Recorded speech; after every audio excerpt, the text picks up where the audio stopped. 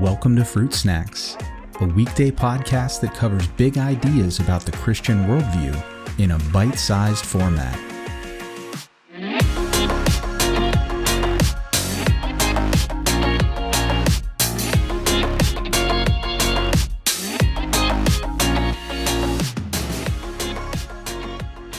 Hey everyone, happy Friday.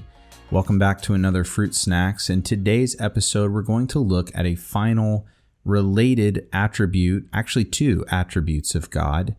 Part of this idea that we've been discussing this week about God as a mind and also God as eternal and self-sufficient.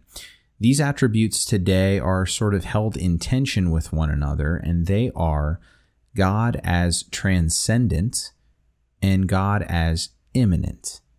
Now, when I say immanent, I need to qualify the spelling of that word. This is immanent with an A, not an I. And the difference is that immanent with an I would be Jesus' return is imminent, as in it can happen at any moment. That's not what we mean by saying that God is immanent as an attribute. Immanent with an A would be more along the lines of saying that God is immediately present in his creation, and that he can be known within and through his creation. Now, that's held in tension, as I said, with this idea that God is transcendent. And the idea of transcendence would be that God is unique and that he is wholly other from his creation, that he exists completely outside of it, and that he truly can't be comprehended because he is so different from anything else that exists. One of the evidences that we have or can point to for the transcendence of God would be something like the doctrine of the Trinity. You know, we've talked about the Trinity already, but just this concept that God is tri-personal, that God is one what, but that he is three whos. Well, that in and of itself is a transcendent attribute of God, because there is and exists no other being that is like God in that respect. There is no other thing that we can point to or give an analogy for that would help us understand what exactly that means to say that God is one God in three persons, because every other thing that we know or can think of, every person you know, is one being and one person. And we don't know of any other type of being that is more than one person within a being except God. And so that's an example of how God is wholly other, that there is nothing like God and nothing can be compared exactly to who God is and what he is like. So how do we hold these in tension? Well, for one, the idea of God's transcendence is, I think, pretty absolute. This idea that we can't comprehend God and that, frankly, we couldn't know anything about a being like this on our own or within our own ability to reason and think about God. And that right there points to the need for revelation. If we are going to know anything about a God like this, a God who is truly transcendent, then it must come from him.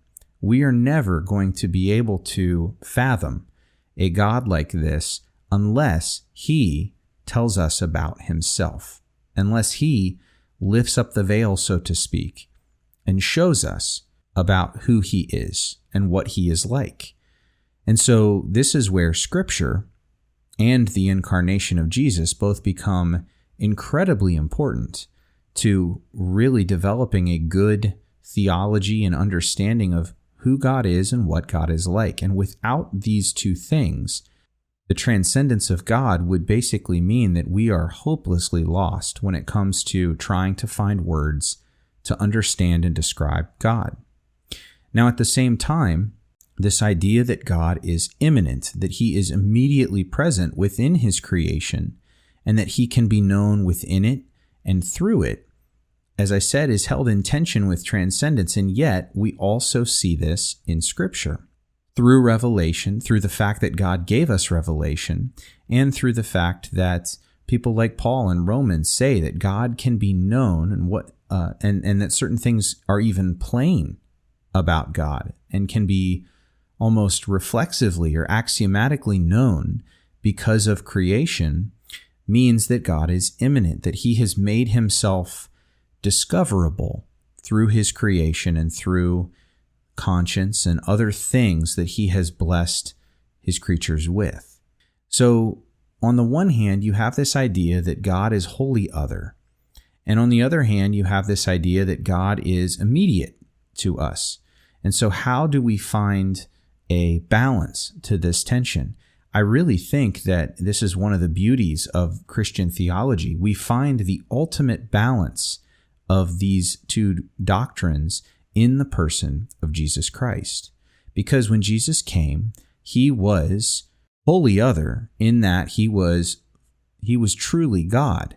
And there were things about him that the disciples witnessed and saw, and they just did not understand. We see glimpses of his transcendence in things like the Transfiguration, for instance. We see glimpses of his transcendence in his resurrection, his glorified body, and things like that. And yet at the same time, his immanence is what is on display foremost when he is amongst the disciples and in his earthly ministry. And that is that this whole idea that God has come near to us, that we could never reach God on our own. We could never reach out to him and find him, but he can find us. And not only can he's chosen to do so, not because of any obligation that he has, not because of any need or lack that he has within himself, as we discussed earlier this week, but because of his great love for us, for his creation, and for his desire to bring redemption to it, to restore it to what he originally intended for it to be. And so while God would be perfectly content and could be completely okay to simply stay transcendent, because of his love for us, he has chosen to make himself immanent to us so that we can know him and that we can find him and that we can be reconciled to him.